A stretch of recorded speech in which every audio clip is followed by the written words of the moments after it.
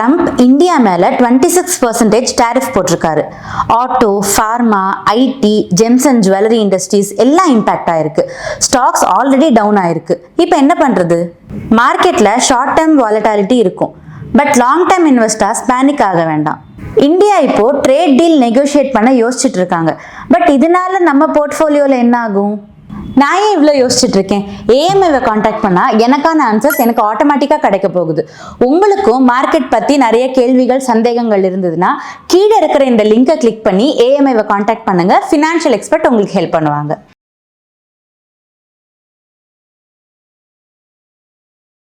Friends, இன்னைக்கு நாம் சேமிப்பு முறைகள் சீரீஸில் புதுசாக ஒரு கான்செப்டை பற்றி பேச போகிறோம். இந்த கான்செப்ட் என்ன? அதுக்கு என்ன பேர்? சேவிங்ஸ் ரேட் என்று சொல்லக்கூடிய ஒரு அளவீடை பற்றி தான் நம்ம இன்றைக்கி பேச போகிறோம். 100 ரூபாய் சம்பாதிச்சா எவ்வளவு பணம் அந்த 100 ரூபாயில் நம்ம சேவ் பண்ணுறோங்கிறது தான் சேவிங்ஸ் ரேட். ரொம்ப சிம்பிள். ஒவ்வொரு நபருக்கும் ஒரு சேவிங்ஸ் ரேட் இருக்கும். சில பேருக்கு 60% இருக்கும், சில பேருக்கு 5% கூட இருக்கலாம். இந்த சேவிங்ஸ் ரேட்டை நம்ம எப்படி உருவாக்குறோம், அதை எப்படி வளர்க்குறோம் அப்படிங்கிறது தான் நம்ம வாழ்க்கையில் என்ன மாதிரியான நிதி நிலைமையை ஏற்படுத்துகிறோம், என்ன மாதிரியான ஒரு சொத்தை ஏற்படுத்துகிறோம், என்ன மாதிரி ஒரு கம்ஃபர்ட்டை நம்ம லைஃப்பில் கொண்டு வரோம் அப்படிங்கிறத முடிவு செய்யக்கூடியது. ஸோ இந்த சேவிங்ஸ் ரேட்டை எப்போ ஆரம்பிக்கலாம் அப்படிங்கிற ஒரு கேள்வி உடனே வருது. என் பார்வையில் ஒருத்தர் சம்பாதிக்க ஆரம்பித்த முதல் நாளே அவங்களுக்கு இந்த சேவிங்ஸ் ரேட்டுங்கிற கான்செப்ட் புரியணும். எனக்கு இன்றைக்கி 100 ரூபாய் வருது, நான் முதல்ல இவ்வளோ ரூபா சேமித்து ஆக வேண்டும் என்ற ஒரு அளவீடை நம்ம ஏற்படுத்தணும். அப்போது வேலை கிடச்சி சம்பாதிக்க ஆரம்பித்த அன்றைக்கி நமக்கு என்னென்ன செலவு தேவை அப்படிங்கிறத யோசித்து எது அத்தியாவசியம்னு முடிவு பண்ணி அந்த செலவுகளை மட்டும் செஞ்சாக்கா எவ்வளவு சேமிக்க முடியும் அப்படின்னு ஃபஸ்ட்டு ஒரு மெஷர்மெண்ட் நமக்கு கிடைக்கும், ஒரு நம்பர் கிடைக்கும். 10,000 ரூபா சம்பாதிச்சா எனக்கு சாப்பாட்டுக்கு ஒரு 4,000 ரூபா தேவை, டிரான்ஸ்போர்ட்டுக்கு ஒரு 2,000 ரூபா தேவை, மற்றபடி எனக்கு ஒரு 1,000 ரூபா இருந்தால் போகும், 7,000 ரூபா போக என்னால் உறுதியாக 3,000 ரூபா சேவ் பண்ண முடியும் அப்படின்ற ஒரு இடத்துக்கு ஒருத்தர் வரணும். இது ஆரம்ப நிலை. 10,000 ரூபாய்க்கே 30% சேவிங்ஸ் ரேட் நான் சொல்கிறேன்னாக்கா, அப்போது அதிகமாக சம்பாதிக்கக்கூடியவர்கள் தங்களுடைய சேவிங்ஸ் ரேட்டை இன்னும் அதிகமாக வைத்து கொள்ள முடியும். அப்படி அவங்க செய்யணும். என்ன காரணம்? எடுத்த உடனே ஒரு 50,000 ரூபா சம்பாதிக்கிறவங்களுக்கும் 10,000 ரூபா சம்பாதிக்கிறவனுக்கும் ஆக்சுவலாக அவங்களோட லைஃப்பை நடத்துறதுக்கான செலவுகள் கிட்டத்தட்ட ஒரே லெவல் தான். மேபி ஒரு 5,000 ரூபாய் 7,000 ரூபாய் ஒருத்தருக்கு ட்ரெஸ், அந்த மாதிரி சில டிஸ்கிரிஷ்னரி செலவுகள் ஏற்படலாம். ஆனால் பெரிய வேறுபாடு ஒன்றுமே இருக்காது. ஆனால் அதிகம் சம்பாதிப்பவர்கள் இதை உணர்வதில்லை. அவங்க என்ன நினைக்கிறாங்க, என்கிட்ட இன்றைக்கி பணம் இருக்குது, இதில் நான் கொஞ்சமாக சேவ் பண்ணால் போகிறோம், ஒரு 5,000 ரூபாய் சேவ் பண்ணால் போகிறோம், பாக்கி 45,000 ரூபாயில் நான் இஷ்டம் போல் இருக்கேன் அப்படின்னு 50,000 ரூபாய் சம்பாதிக்கிறவன் யோசிக்கிறான். அப்போ என்ன ஆகுது? சேவிங்ஸ் ரேட் வெறும் 10% இருக்குது. நல்லா சம்பாதிச்சு கூட ஒருத்தர் தன்னுடைய சேவிங்ஸ் பொட்டென்ஷியலை உணராமல் இருப்பது தான் இன்றைக்கி நிலைமை. ஸோ ஒரு சேவிங்ஸ் ரேட்டை எப்படி உருவாக்கி கொள்ள வேண்டும், எப்படி செட் பண்ணணும், அப்புறம் அதை எப்படி கடைபிடிக்கணும் அப்படிங்கிறது ஒவ்வொருத்தருக்கும் அத்தியாவசியமானது. ஒரு வேடிக்கையான ஒரு விஷயத்தை நான் கவனித்தேன். நம்ம எல்லாருக்குமே தெரியும், வடநாட்டிலேருந்து வந்து இங்கே பல பேர் சாதாரண வேலைகளில் 10,000 to 12,000 ரூபா சம்பாதிச்சுக்கிட்டு கிடைச்ச வேலைகளை செஞ்சிட்ருக்காங்க. தெரியும் இல்லையா?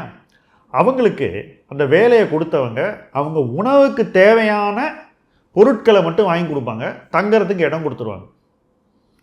இந்த மாதிரி வேலை செய்யக்கூடிய நபர்கள், கடுமையான உழைப்பாளிகள், கிட்டத்தட்ட மொத்த சம்பளத்தையுமே சேவ் பண்ணுறாங்க, ஊருக்கு அனுப்பிச்சிடுறாங்க.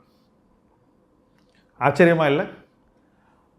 அதாவது ரொம்ப குறைவாக சம்பாதிக்கிறவனோட சேவிங்ஸ் ரேட் கிட்டத்தட்ட 70% to 80% இருக்கு. ஆனால் அவர்களை விட 4 அல்லது 5 மடங்கு சம்பாதிக்கக்கூடிய நம் இளைஞர்கள் பாதி அளவு கூட அவங்க அளவு நம்ம சேவ் பண்ணுறது கிடையாது. இதை நம்ம மாற்றி அமைக்க வேண்டும். ஏன்னா நல்ல வேலையில் நல்ல சம்பாத்தியத்தில் இருப்பவர்கள் முதல் நாளே நல்ல சேவிங்ஸ் ரேட்டை செட் பண்ணி அதை கடைபிடித்தால் வாழ்க்கையில் அவங்க ஏற்படுத்தக்கூடிய அந்த நிதி ஆதாரம், அவங்க அடையக்கூடிய நிதி சுதந்திரம் இன்றியமையாதது. அந்த வாய்ப்பு அவங்களுக்கு இருக்குது. அந்த வாய்ப்பு இருந்தும் நம்ம பயன்படுத்தாமல் தவறி விடுகிறோம். இதை தவிர்ப்பதற்கு ஒரே ஒரு வழிதான். ஃபஸ்ட்டு டே அப்பாயின்மெண்ட் ஆர்டர் வந்த உடனே எனக்கு இவ்வளவு சம்பளம் வரப்போகுதுன்னு உங்களுக்கு தெரிஞ்சு சந்தோஷமாக இருக்கீங்க இல்லையா, அன்னைக்கு பார்ட்டி கொடுக்குறீங்க இல்லையா, அன்னைக்கே நீங்கள் முடிவெடுக்க வேண்டியது, பார்ட்டி கொடுக்கறதுக்கு முன்னாடியே இவ்வளவு ரூபாய் எனக்கு வருது, எனக்கு மாதத்துக்கு இவ்வளவு தான் தேவைப்படும், இந்த தேவை போக நான் இவ்வளவு ரூபாயை சேவ் பண்ண எனக்கு வாய்ப்பு இருக்கிறது அப்படின்ற ஒரு இடத்துக்கு வரணும். அதை நீங்கள் மறுபடியும் செக் பண்ணி வேலிடேட் பண்ணி கன்ஃபார்ம் பண்ண உடனே முதல் சம்பளம் வந்த அன்றைக்கி முதல்ல அந்த பணத்தை எடுத்து தனியாக வச்சிடணும். வச்சுட்டு தான் பேலன்ஸ் பணத்தை வச்சு உங்கள் வாழ்க்கையை நீங்கள் நடத்தணும். அப்போ நீங்கள் உங்கள் சேவிங்ஸ் ரேட்டுக்கு உண்மையாக இருப்பீர்கள். மாதா மாதம் சேமிக்க வேண்டிய தொகையை முதலில் சேமித்து விட்டு அந்த சேவிங்ஸ் ரேட்டை நீங்கள் மெயின்டைன் பண்ணுவீங்க. இந்த சேவிங்ஸ் ரேட்டை நீங்கள் மெயின்டைன் பண்ணுறதுனால உங்களால் அதையே உங்கள் இன்வெஸ்ட்மெண்ட் ரேட்டாகவும் மாற்றிக்கொள்ள முடியும்.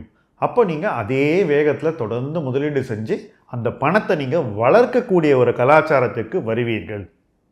இப்படி டிசிப்ளின்டாக சேவ் பண்ணுறவங்க அந்த பணத்தை சூதாடியோ தெரியாத இடத்துல போட்டோ தவறான முதலீடுகள் செய்தோ செய்ய மாட்டாங்க. ஏன்னா ஆரம்பமே ஒரு திட்டமிடுதல், சரியான ஒரு பாதையில் நம்ம பணத்தை செலுத்துவது, செலவை அளவிட்டு கட்டுப்படுத்துவது, வாழ்க்கையை பேலன்ஸ் பண்ணி இருப்பது என்ற ஒரு மனநிலையில் ஆரம்பிக்கும் போது உயர்வு தான் ஒருத்தருக்கு லைஃப்பில் வரும். அதுக்கு சேவிங்ஸ் ரேட் ஒரு ஆரம்ப புள்ளி என்பதை நீங்கள் புரிந்து கொள்ள வேண்டும். இந்த பயணத்தில் சேவிங்ஸ் ரேட்டை கடைபிடித்து தொடர்ந்து நீங்கள் எங்களோடு வர வேண்டும் என்பதே எங்களுடைய விருப்பம். முதலீட்டு களம், உங்கள் களம். நன்றி.